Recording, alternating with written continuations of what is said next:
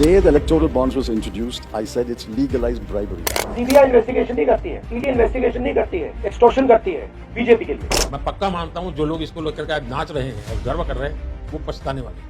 अगर हम बात करें देश की दो सबसे बड़ी ओपोजिशन पार्टी बीजेपी और कांग्रेस, हालांकि एक दूसरे के ओपोजिशन में रहती हैं, लेकिन इलेक्टोरल बॉन्ड्स में जब फंडिंग लेने की बात आती है तो ना जाने क्यों ये एक दूसरे के साथ कंधे से कंधा मिलाकर खड़ी नजर आती हैं। हम बात कर रहे हैं 2014 की, और 2014 के अंदर अगर किसी भी प्रकार की विदेशी फंडिंग इलेक्टोरल बॉन्ड्स में ली जाती है तो वो पूरी तरीके से इलीगल कंसिडर की जाएगी। और उसी साल 2014 में ADR, association for democratic reform के द्वारा इन दोनों ही पार्टियों के ऊपर आरोप लगाए जाते हैं कि इनके द्वारा जो फंडिंग ली गई है वो विदेश से ली गई है, वो FCRA act, foreign contribution regulation act के तहत पूरी तरीके से लीगल है। केस जाता है दिल्ली हाईकोर्ट के अंदर। दिल्ली हाईकोर्ट के अंदर एडीआर की तरफ से मात्र 2 वकील थे और बीजेपी और कांग्रेस ने मिलकर इसके सामने एक 12 वकीलों की सबसे बड़ी देश की लीगल टीम खड़ी कर दी।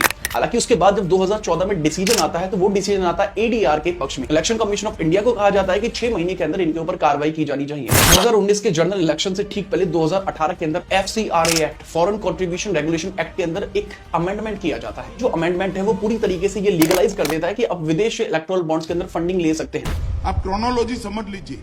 और शायद इससे आपको अब तक ये तो समझ में आ चुका होगा कि ये जो पॉलिटिकल पार्टीज हैं अपने फायदे के लिए इसी के भी साथ आ सकते हैं। लेकिन वहीं अगर हम बात करें जनता के लिए, सरकार के पास सिर्फ बड़े बड़े घोषणा पत्र हैं जिसके अंदर बड़े बड़े वादे किए जाते हैं और लोगों को कई अलग अलग तरीके से विभाजित करने के बहुत सारे तरीके भी गवर्नमेंट के पास हैं, लेकिन साथ आने का तरीका सिर्फ वो अपने निजी फायदे के लिए देखते हैं।